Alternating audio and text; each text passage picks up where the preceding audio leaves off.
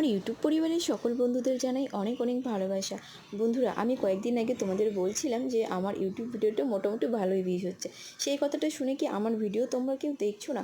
ইদানিং 2-3 দিন ধরে আমার ভিডিওতে একদম ভিউজ আসছে না। মনটা এত পরিমাণে খারাপ হয়ে গেছে, মনে মনে ভাবছি কথাটা বলে মনে হয় ভুলই করলাম। তো যাই হোক বন্ধুরা, তোমরা সবাই আমার ভিডিওটা একটু দেখো, একটু লাইক কমেন্ট শেয়ার করে একটু পাশে থেকো। আমার এই ছোট্ট ইউটিউব জার্নিটার সাথে তোমরা থেকো।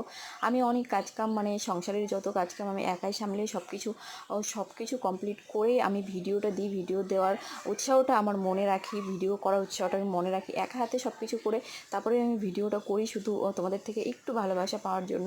তো সবার মতন আমিও একজন মানে ইউটিউবার হতে চাই, এই চেষ্টা করছি তোমাদের মতন মানে বড় যারা রয়েছে সবার মতন একটু এগিয়ে যেতে। কিন্তু তোমরা যদি পাশে না থাকো তাহলে আমি কীভাবে এগিয়ে যাব বলো?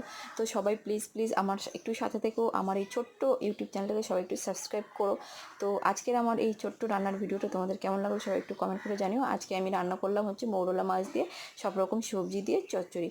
তো ভিডিওটা ভালো লাগলে সবাই একটু লাইক কমেন্ট শেয়ার করে দিও, আর সবাই একটু বেশি বেশি করে সাপোর্ট করো, পাশে থেকো, সাথে থেকো।